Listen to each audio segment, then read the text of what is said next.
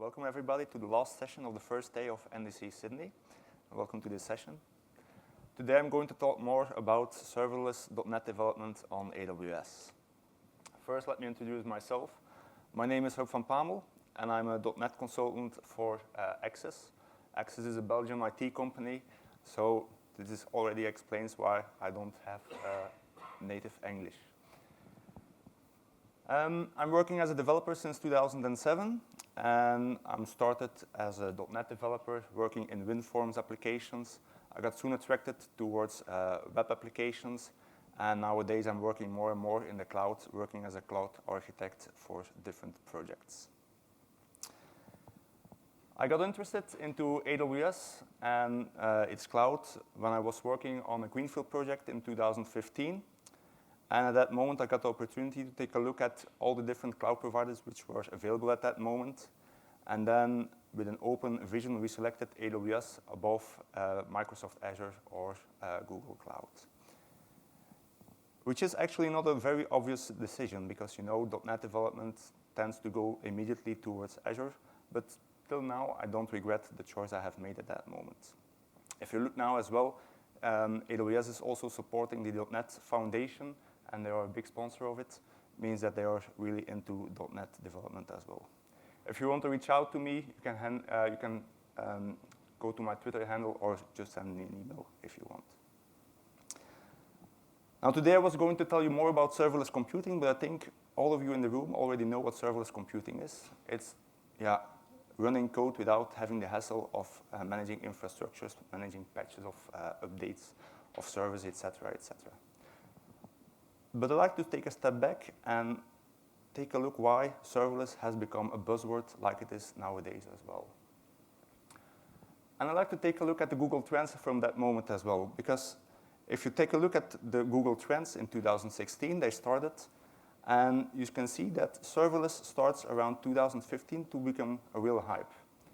When I compare this with, for example, AWS Lambda, you can see that it follows the same trend, but it starts a little bit earlier in 2015. And then I started to wonder, well, AWS Lambda is serverless, so why isn't that same trend actually? And is there a year of difference? Now I'd like to take a step back to that day, and let's see how AWS Lambda was introduced. AWS Lambda was introduced at reInvent 2014 by Werner Volos, which is the CTO of AWS. But it was not introduced by something like serverless computing.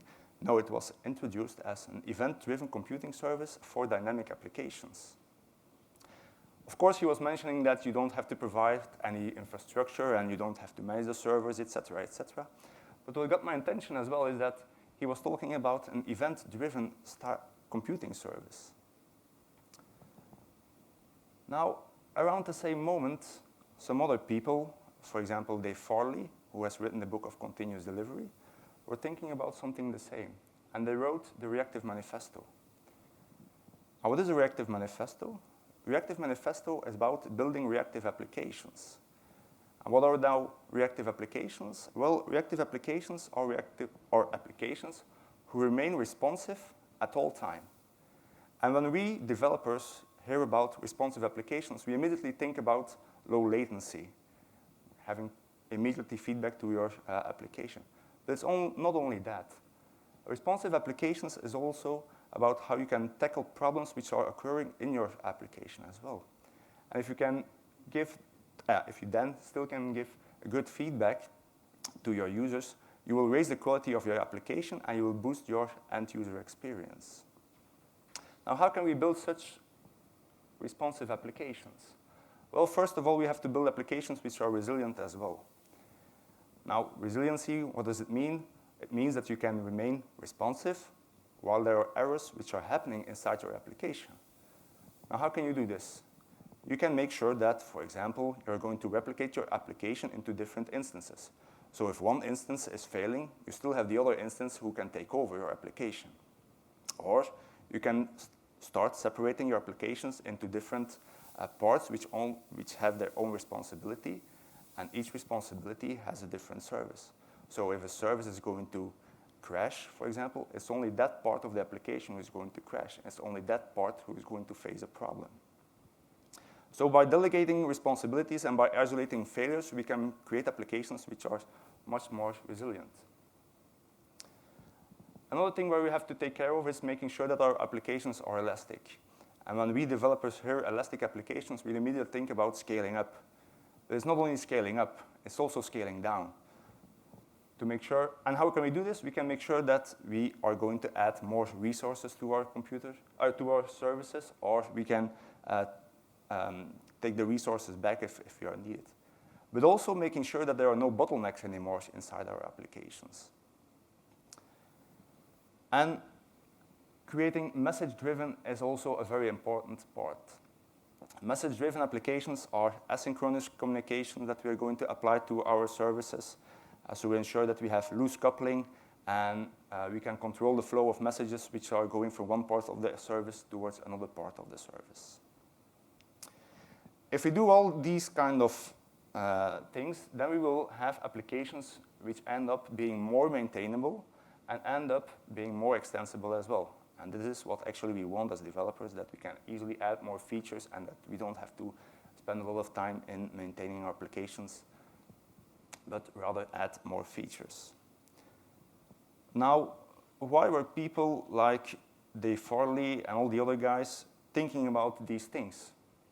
Well, in 2014, a lot of developers, including myself, were still working in a synchronous communication style. Really, a request and response time. For example, if we had a web shop, we had a checkout service and even an invoice service, and the checkout service was saying to the invoice service, well, let's create an invoice. Okay, this looks fine. But what happens afterwards? Well, we're going to add some more services. The shipping service, but also the contact service. What happens now that the checkout service has to call not only the invoice service, but he also has to call the shipping service and the contact service. So more services are going to be added over time, which means that the checkout service is gaining more and more responsibility. But it's not only the checkout service who is gaining more and more responsibility, it's also the team who is creating the checkout service who is going to have more responsibility. Because when something goes wrong inside the shipping service, for example, if they have a breaking change, well, at that moment, it's up to the checkout service to implement the changes that they have so they can continue working. So more responsibility goes to the team as well. On top of that, another side effect is that the latency will increase there as well, because he has to call more and more services. Because what happens in reality, it doesn't stay with those 3 services which are going to be added. We are not very keen to ourselves as developers, and what we like to do is, for example, we like to squeeze in another service, for example, the stock service, and add even another service on top of that. And if everything goes fine, you can say, well, we have a working solution and the architecture looks fine. But what happens if there is no stock available? Now, who is responsible for creating the invoice or saying that the invoice cannot be created? Is it then the stock service who has to call the invoice service, or should the checkout service call then the invoice service, or does the stock service has to call the contact service itself to say that it cannot be delivered, etc., etc.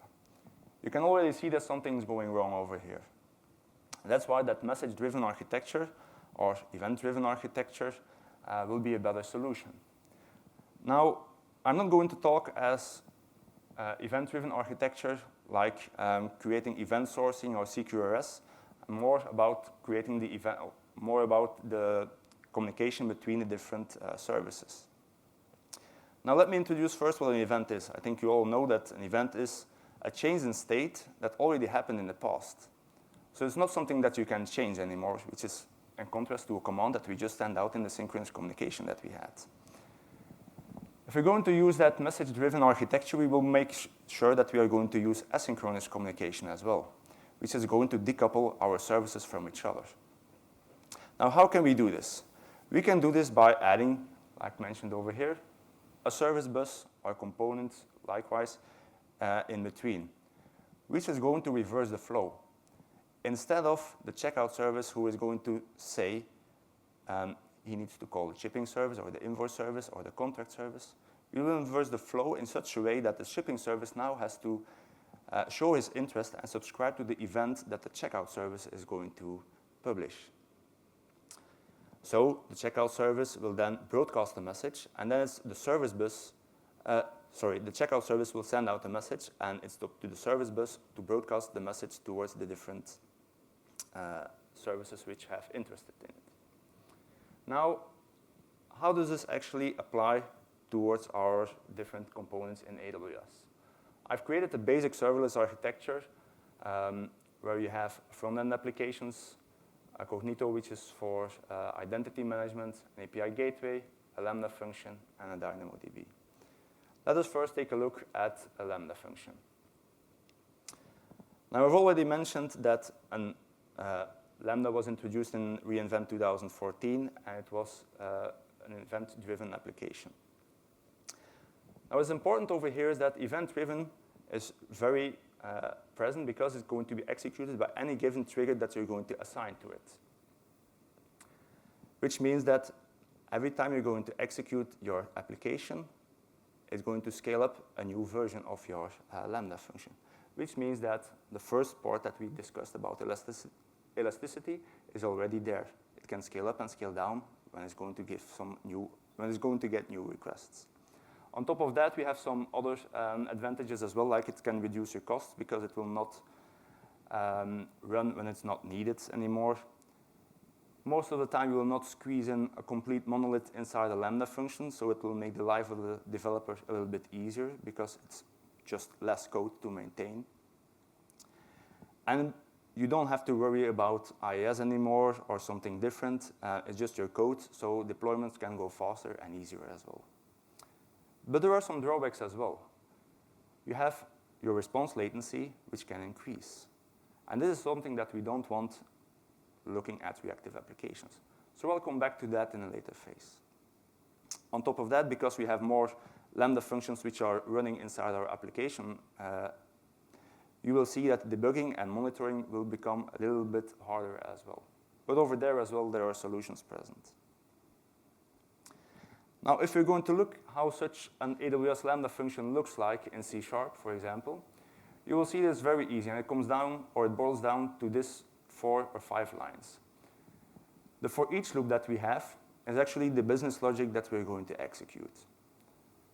Then we have an SQS event over there. This is the event which is going to be triggered. So for each integration that you have, this will be different. Now, in this example, I picked an SQS event, but if you have an API gateway or you have a DynamoDB stream, that event will look a little bit different. Now, the other part that we have is the Lambda context. What is the Lambda context doing? Well, it's giving you more and more runtime information on what is happening inside your Lambda function. For example, how many memory is being used, which version is it, how long is your Lambda function already running because there is a timeout of 15 minutes, etc., etc. All this information is available in that Lambda context. Now, important to note is that this function handler will be executed every time a new request is going to kick in. Now, how can these requests be invocated? Well, there are 3 styles. The first one is a synchronous style, which is the request and response style that we had earlier as well. In that, we have, for example, an API gateway who can trigger a Lambda function, or a load balancer who can trigger a Lambda function. But important here to know for your resiliency is that the error handling for that Lambda function is the responsibility of the client. In this example, if you're going to use an API gateway and your Lambda function fails, then it's up to the API gateway to make sure that, for example, HTTP status 500 is returned to the client as well. It's not something that Lambda will do. On the other hand, we have some asynchronous invocation models as well. For example, for S3 or SNS, those will be event-based. Over there, for your resiliency, Lambda will retry your function 2 times before it's going to move your event towards a dead letter queue or towards a Lambda destination from where another Lambda can pick it up and move forward. Then the third and last invocation model that you have on Lambda is polling. What is polling going to do? For example, that was too fast. On SQS or a DynamoDB stream, It will accumulate all the events which are on the queue and will then move those events to your Lambda function. So over here, it's also important that you know that for resiliency, if you haven't configured your SQS queue with a dead letter queue, that your Lambda function will keep retrying to handle those messages as long as the data is valid. So if you haven't configured that dead letter queue, it's possible that it will keep retrying it for example, 4 days, which is not what you would like to do. Now, I talked earlier that when you're going to use AWS Lambda, that it can increase your latency as well. This is because of cold starts. I think all of us have already heard about cold starts, but let me take a closer look at what a cold start actually is inside AWS Lambda. What happens when your Lambda function is going to be executed are 4 different steps. The first thing that your Lambda function will do, it will download your code. Afterwards, it will start a new execution environment. And afterwards, it will start executing your initialization code. And as last step, it will execute your handler code. This is what we call a cold start. But what we actually want is a warm start. We don't want all these startup of new execution environment, et cetera, et cetera. But whenever, we cannot predict when that execution environment is going to be thrown away by AWS. We only know that when your Lambda function is not receiving any requests for a long period of time, it will throw away that environment. So what has the community already done at that moment? Well, they started to invent some what they call Lambda warmers. So what are those? Those are going to send requests to your Lambda function so it remains warm and you don't face the issue of a cold start. However, this is not a holy grail.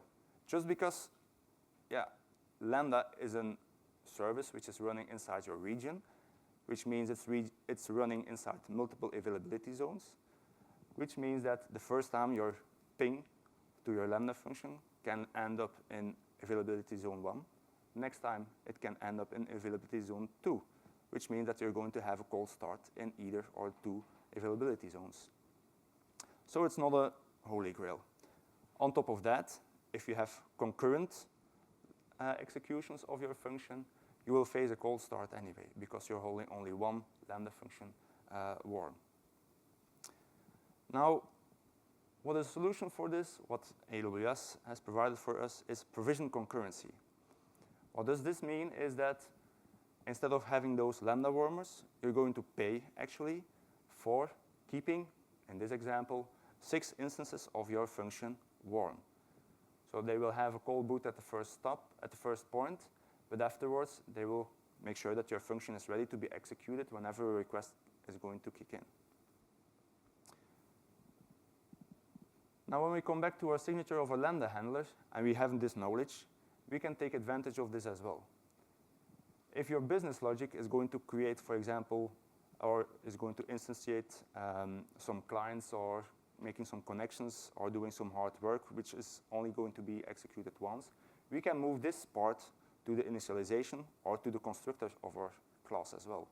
So then it's only going to be executed once, and we can already trim down that function handler with only the execution of our business logic that we would like to have.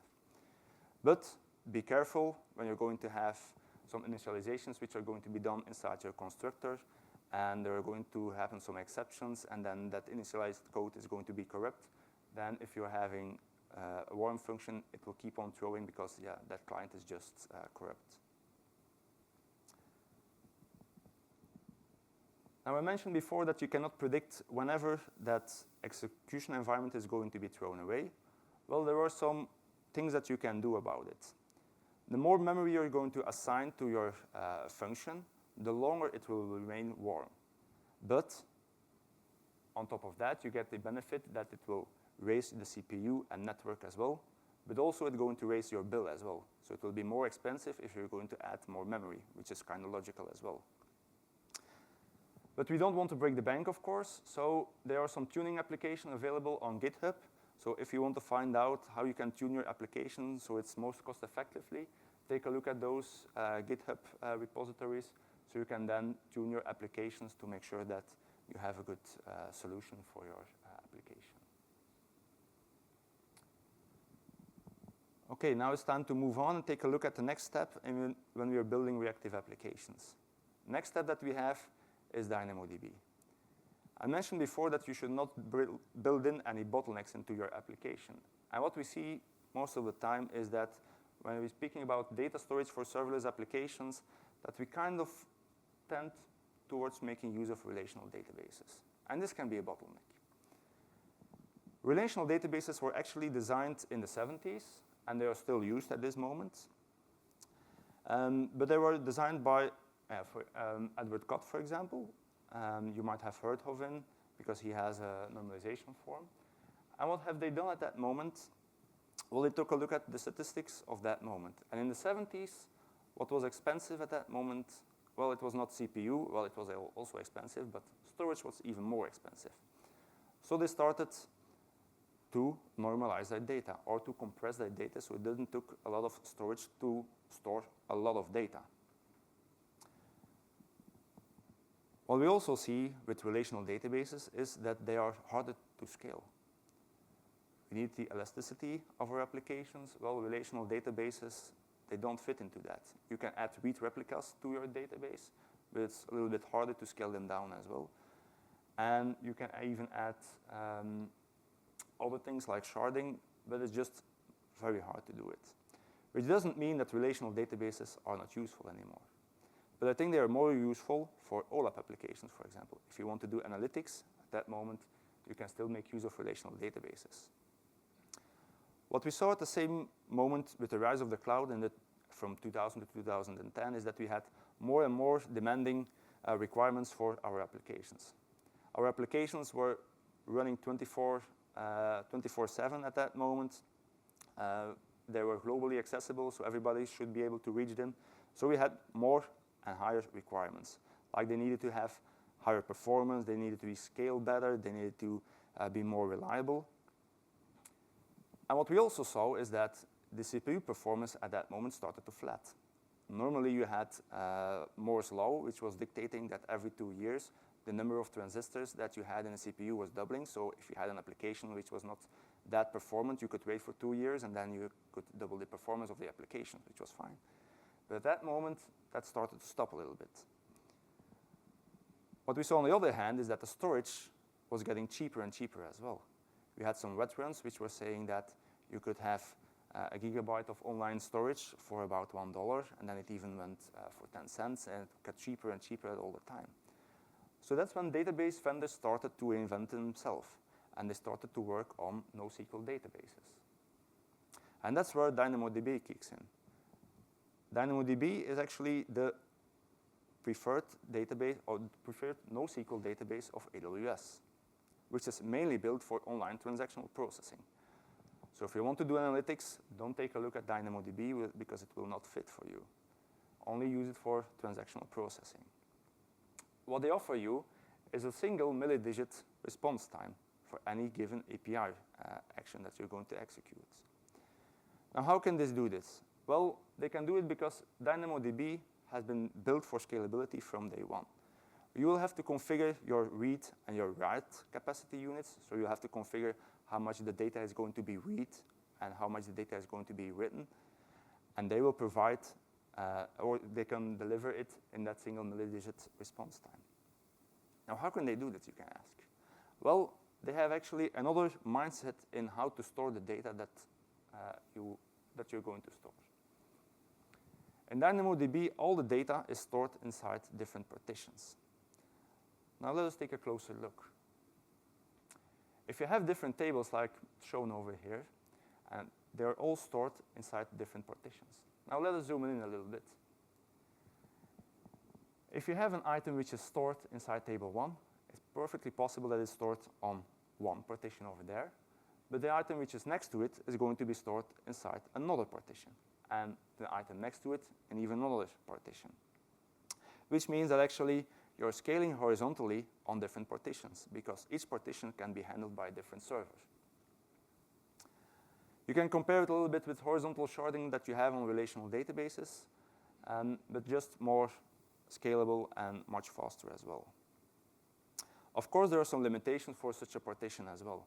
You cannot store any amount of data on that partition, you have to keep track of the maximum item collection. For example, in DynamoDB, it's around 10 gigabytes. And there is a maximum throughput for each partition as well, which is around 3,000 read capacity units. Now let us take a look at how does such a DynamoDB table looks like then. I've already mentioned that the data is going to be stored differently. Well, it also means that it's going to be fetched differently. If we want to store it, we have to store it by making use of a primary key. The primary key works with a partition key and a sort key. The partition key is going to define in which partition is going to be stored, like I showed before. The sort key is going to define where in that partition is going to store your item. So these things, that partition key and that sort key, are also going to define how you're going to fetch your data out of it. So it's very important that you know how you're going to access your data later on as well. Not like you can do in SQL, you can type a where query afterwards and you can fetch any attribute. In DynamoDB, that's not the case. You will have to fetch your data based on your primary key. So this is a little bit hard to know, but if you know your access patterns, then it's something which is very easy to do. Now, if you want to make good use of the partitions, you have to choose some high cardinality attributes as well. For example, an order ID or a session ID can be a good choice for a partition or a primary key. And you can compose it with other attributes, so you can still fetch your data. So let us take a closer look there as well, how it works. Now, if you want to fetch our data, there are 3 different API action types. So for example, over here, we have a table which has some actors inside of it and some movies, and then you have some details on it. Well, let us say that we want to fetch an item, for example, the movie of Tom Hanks with Castaway. We can fetch it by making use of a primary key, which is going to specify the partition key, which is then Tom Hanks, in combination with the sort key of Castaway, and then we will fetch all the details over here as well. Apart from item-based or a primary key, we can also make use of a query, which is going to be used on tables or indexes. For example, if we would like to know in which movies that Tom Hanks has played, we can only specify the partition key and leave the sort key out, and then those records, Castaway and Toy Story, will be returned as well. Or we can say, I want to have the movie of Tom Hanks and something which starts with a T, for example, and then that record will be returned. Now you also have something different, which is called a scan. What is a scan going to do? Well, a scan can give you any data back that you would like to have, but it's very expensive. It's not only expensive compared in time, because what it will do is will scan all the partitions that you have, and the moment it has a match on the data, it will return it to you. It's also very expensive later on your AWS bill, because it's just going to do a lot of CPU cycles where you have to pay for. Now, if you have your primary key and you can access your data, for example, if you would like to know in which actors have played in Toy Story, at that moment you can make use of secondary indexes as well. What are secondary indexes? Secondary indexes are indexes which are going to enable more access patterns. For example, a local secondary index. A local secondary index has the same partition key as you have over here, but can make use of a new sort key, which can be any attribute that you specify. Or you can create a global secondary index, which can then have another partition key and a new sort key as well. For example, now we have flipped movie and actor as primary and sort key, and now you can see Toy Story has Tim Allen and Tom Hanks as the actors who have played inside that. Now, a lot of developers who are looking at AWS DynamoDB are missing the concept of joins between different tables, which might look very scary because it's something where we are very familiar with, to join data from one table to another table. But actually, it's not. And that's why they added single table design. Now, what is single table design? Single table design is about storing all multiple entities in one table. We're already using NoSQL database, so we are free to do that. But why are we doing that? Well, joins are actually very expensive because you have to correlate data from one table to another table, and it's just costing a lot of CPU cycles, which is expensive, and that's not something that AWS would like to do. And why do we actually need joins? We have already, if we normalized our data, then yeah, we don't need it anymore. So there are some advantages over there as well that you have. If you're going to make use of a single table design, you will have better performance.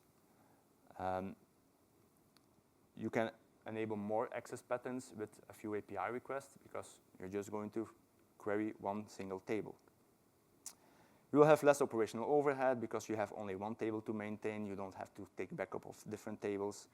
And for your AWS bill on the end, it will be better as well because you only have to specify one time your read and write capacity units, and you can reuse them across multiple entities as well. But there are some disadvantages as well. If you would like to add new access patterns, it's rather inflexible, not impossible, but it's a little bit harder. And overall, it has a steep learning curve as well. But let us take a closer look.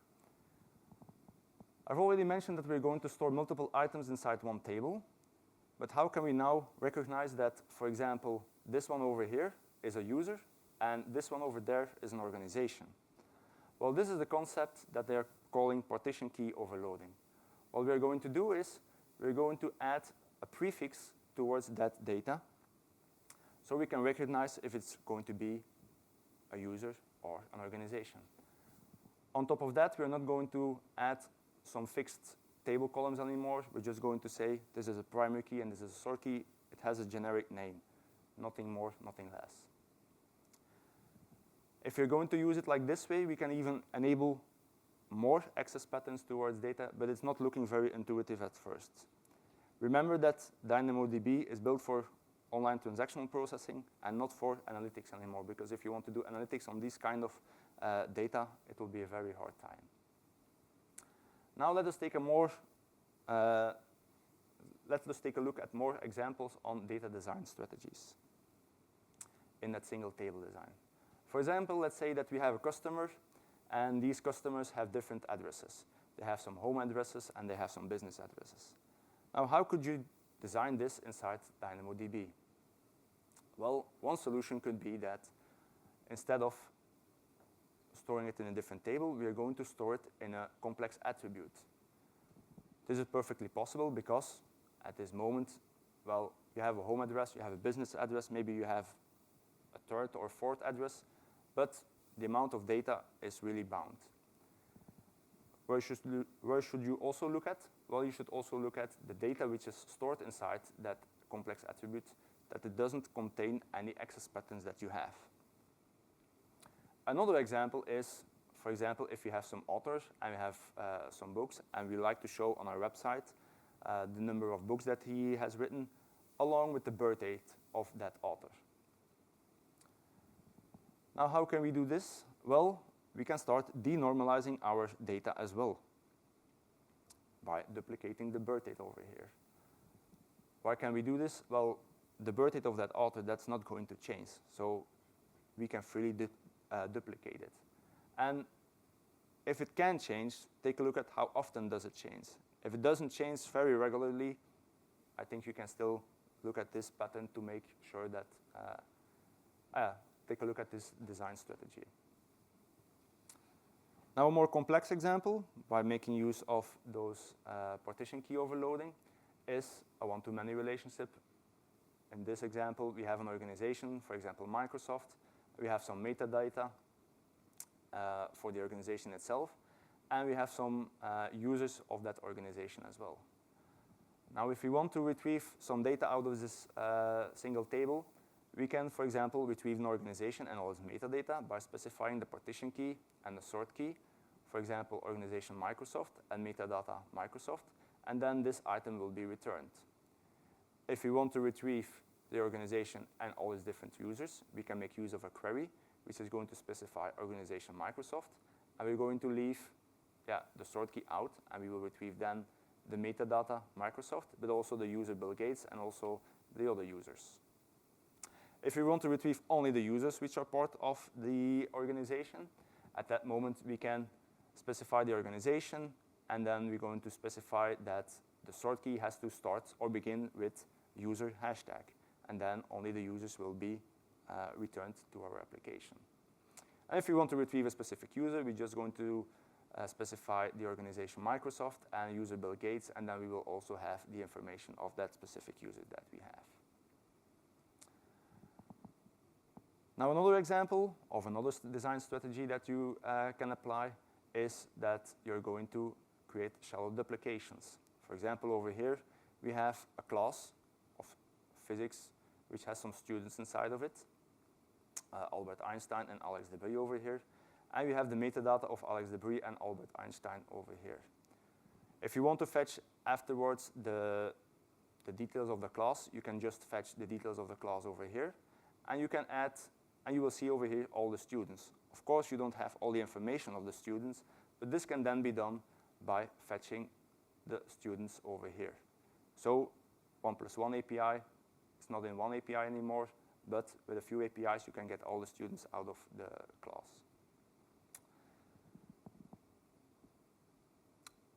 Another example for a many-to-many relationship is over here where we have multiple entities. Let me first show you them.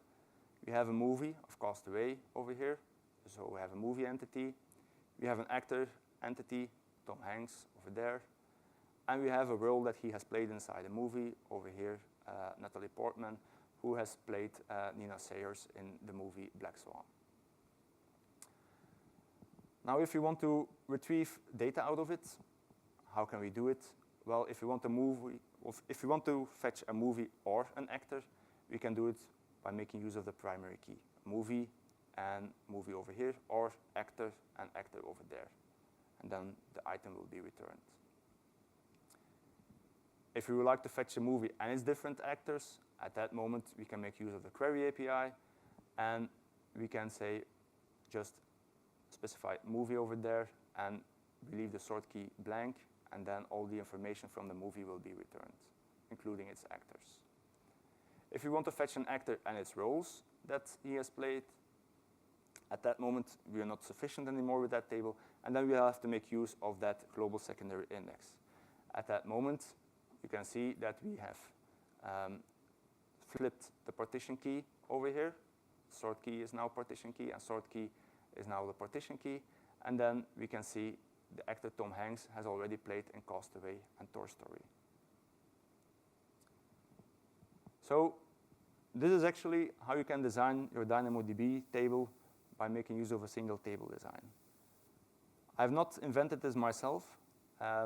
The guys from AWS itself have created this, and if you want to learn more about it, there is a very good book, which is called the DynamoDB book from Alex Debris, where all the kind of different design patterns that you can use for your table are listed in. I highly recommend reading into that book. Now, back to our C# application. If you want to make use of DynamoDB, which SDKs do you actually have? Well, all the SDKs are available via NuGet. Just go to AWS SDK.DynamoDB version 2, and then you have 3 different API models. You have a standard, data model, and a PartiQL API model. Now, how such a standard API model look? Well, you have an Amazon DynamoDB client over here that you will have to specify, and then you can start creating requests. Over here, I'm going to create a query request. You specify the name of the table, the key, condition expressions, etc. And then afterwards, you can call your client, and you're going to specify that request that you just created inside your query, and the results will come out as key value pairs.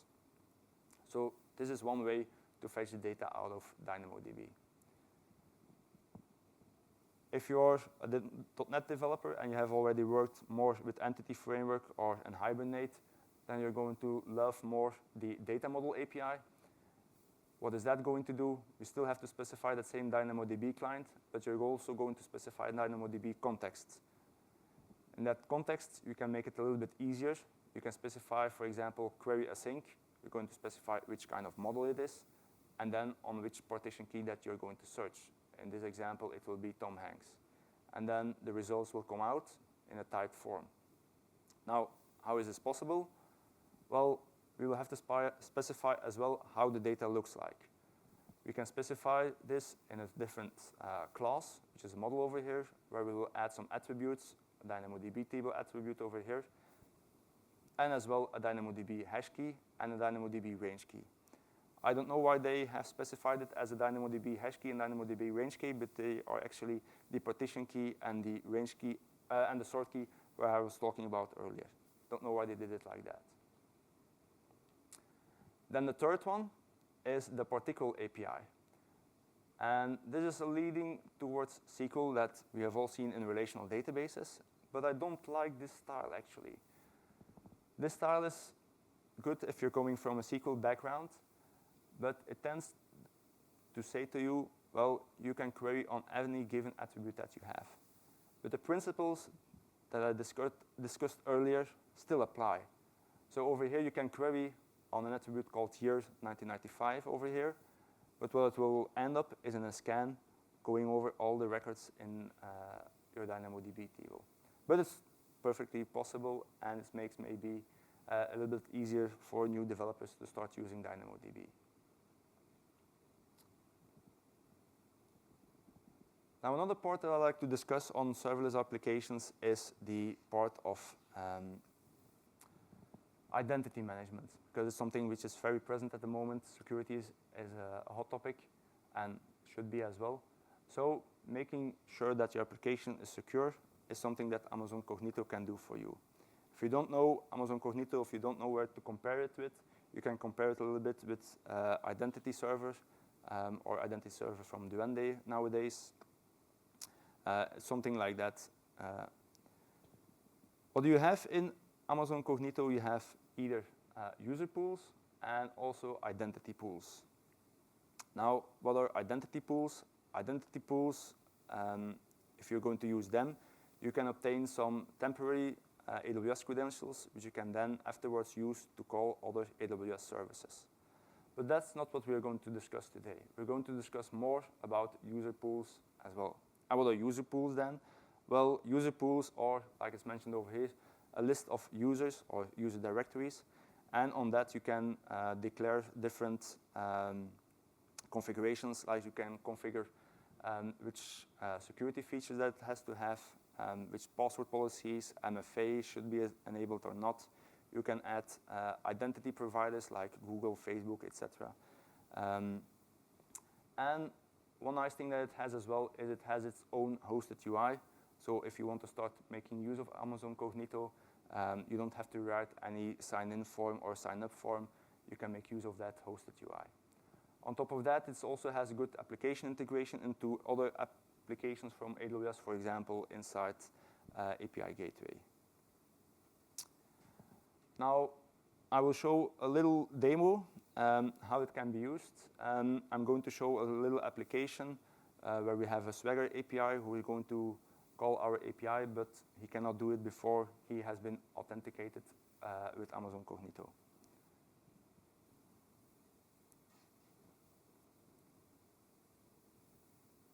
And I hope it's going to start. Oh, it's going to start playing.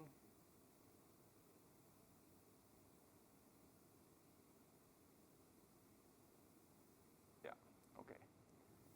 So we have actually a simple web API created where we're going to add the different NuGet packages from Amazon Cognito over there. What do we have to specify? First of all, in our program, we have to specify which user pool that we are going to use and in which region that we are going to add it. We're still going to make use of default authentication. So we'll specify that we are going to use JWT authentication. Inside the JWT authentication part, we're going to specify that we're going to use Amazon Cognito. We will have to specify that it's the only valid issuer that we have. On top of that, over there, we will add the Cognito identity. And because I'm using Swagger as my front-end application, at that moment, I will have to specify as well in Swagger that I'm going to use Cognito as our identity provider. And of course, I should add the authentication and authorization part as well. Otherwise, it will not work. Now, if you're going to start the application, you will see that it's just the default weather controller that you will see. But you will see that it's not going to work by default. So let me show you to just see that I'm not cheating you. So if you're going to the weather forecast controller, if you're going to execute it, let's try it out.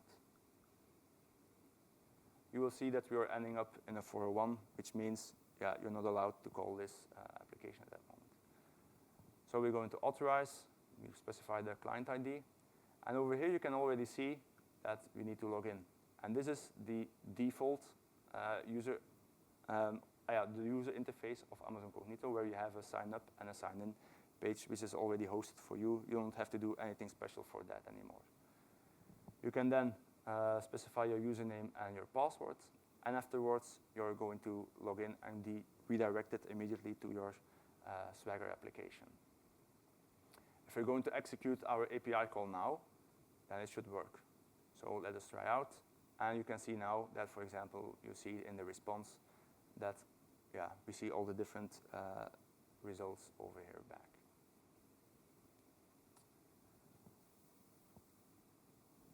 Now, another part which is important for creating reactive applications which are serverless is API Gateway.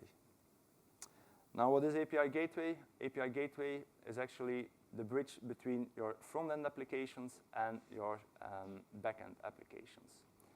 And why do I think it is important? Well, it is important because it allows you to publish a scalable API in an easy way. AWS will make sure that it handles the responsive part of building your application, so it will scale up and scale down, and will make sure that it will throttle your users if you're not allowed to go over your limits, etc., etc. There are 3 different flavors of AWS API Gateway available. You have REST APIs. They can be private as well in your own AWS cloud. You have WebSocket APIs, and you have HTTP APIs. HTTP APIs are actually a slimmed-down version of a REST API, but it tends to be the same way. It tends to work the same way, but just less features, and a bit cheaper as well. How such an API gateway looks like is inside with resources. You have API endpoints for your orders, your get, post, put methods over there for orders and users. And then you have some models, how such order looks like, how does such a user look like. You have different stages that you can define. You have dev, test, and prod, for example, and then you can move from one stage to another stage in a very easy way. But important over here as well is that for each stage you can define some caching if you want to remain responsive at all times, or you can define your throttling there as well. It has to be secure, so it's going to add, so you can add your authorizers as well. So those Cognito authorization you can add towards API Gateway as well directly. And you have gateway responses. Now, what are gateway responses? Let's say that you are going to return a response from your backend towards your front-end application, and you need to change it a little bit. Well, in a gateway response, you can tweak the response that you returned before it's going to go to your front-end application. So this can be very handy if you want to mock, for example, some things, or do different styles as well. And then you have some direct integrations as well. And this is also very handy if, for example, you would like to have an API gateway. From your API, you would like to store data directly on a queue. Then if you're going to use a direct integration, you don't need any CPU or compute part anymore. You can just go from API gateway to SQS or to DynamoDB table without anything else being involved. So it's very handy as well. And then, of course, you have some core settings which can be configured as well. Now, we do have some other services which are available for serverless computing, like Amazon X-Ray. I mentioned in the beginning as well that if you're going to make use of AWS Lambda, that you have a lot of moving parts inside your application landscape, and it can be harder to debug or monitor your application.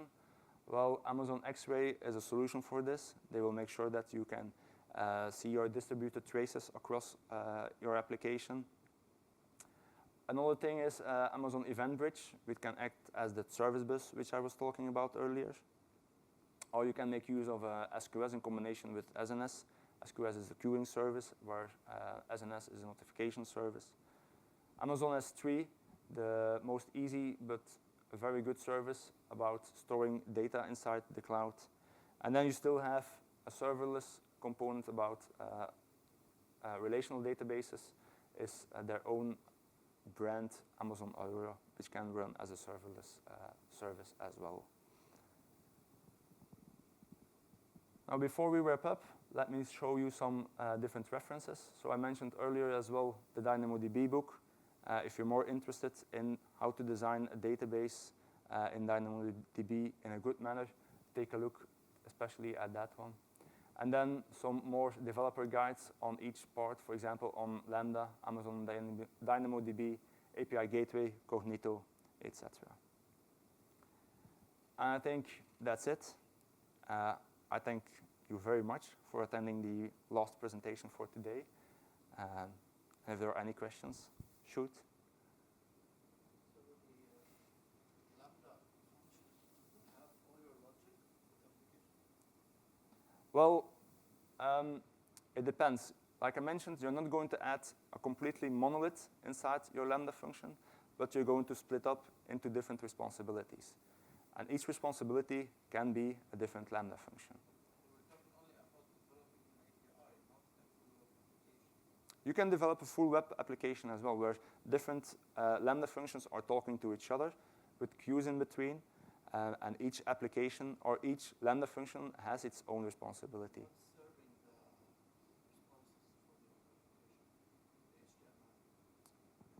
the responses for the application? For the HTML, you can then, if you're going to use a single page application, that can be hosted on S3, for example. And from there on, at that moment, you can go to API Gateway and then to your Lambda function. So S3 is not just storage, it's also web? Correct. S3 can be used as well for storing and hosting your web applications.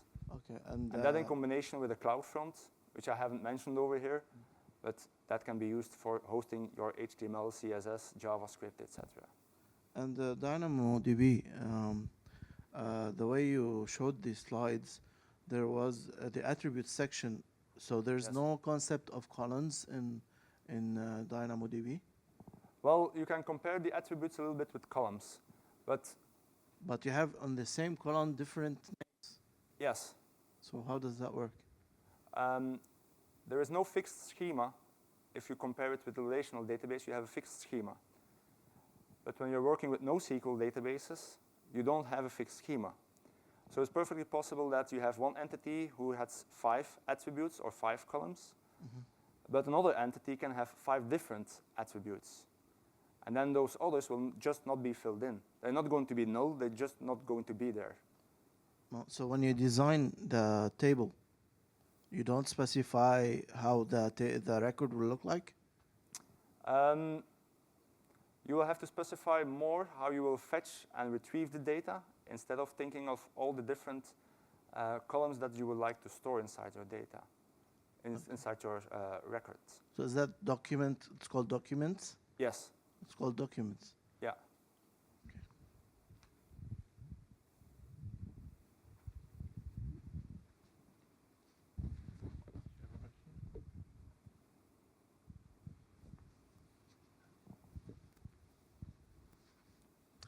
I'll go back to Lambda, and when you mentioned about the warm-up groups, if you are having a warm-up group anyway, how different would that be from, for example, using something like a container-based solution instead? Like, what would be the big difference? Sorry, can you repeat?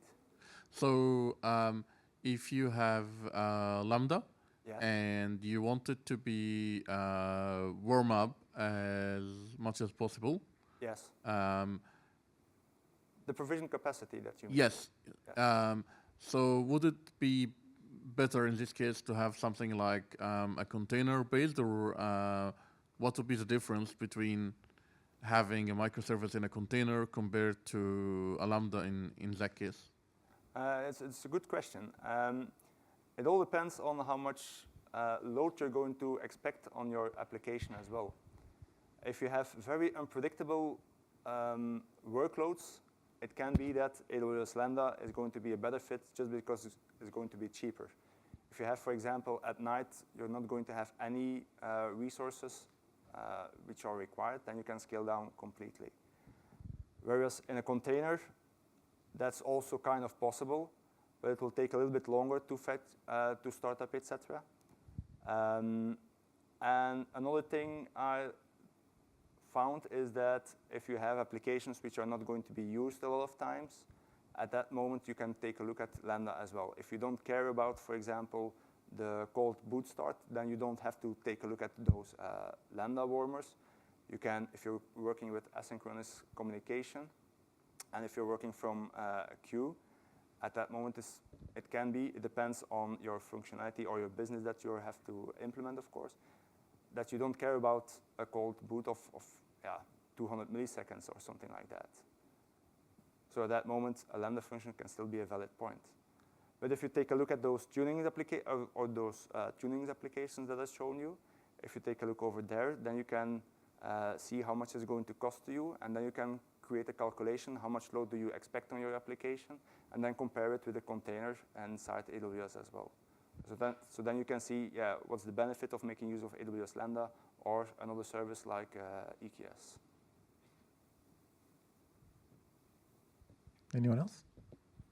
So just quickly, the SQS and Event Bridge. So SQS and Event Bridge both seem to be message buses. SQS is just a queue. So it's just FIFO in SQS, where you can leave that out if you want. Where in Event Bridge, you can even specify if something happens, then it has to signal another service as well. So that is really a service bus, where SQS is just a simple queue. So Event Bridge also has the notice of subscribers and notifications of other handlers, where that's not the case in a queue. So what we've done in a previous project is that we didn't, at that moment, Event Bridge didn't exist yet. So at that moment, we were keeping track of the subscriptions ourselves. And if something needs to be done, at that moment, we send a message to all the queues of those different services that we had. We were making use of a library called Rebus, and those were responsible for making sure that you could subscribe to a message and then handle the messages to the different queues that you had. So you don't need an Event Bridge if you're having a small application, but if you like to move forward, then Event Bridge can be a very good next step.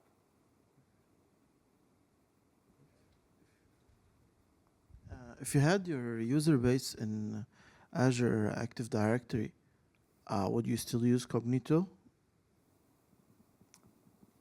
Honestly, I don't know exactly how it would work in Azure Active Directory. I'm not very familiar with it, so I cannot answer it directly. So there's no mention in Cognito that it works with a third party or something? Like you can attach Active Directory towards Cognito. That's something which is possible, and what we have done before as well. On-premise, you mean, Active Directory? Yes. So you have direct integrations, for example, with like Google or Facebook, but also with LDAP. And if your Azure Active Directory is supporting LDAP, at that moment you can attach it as well towards Cognito.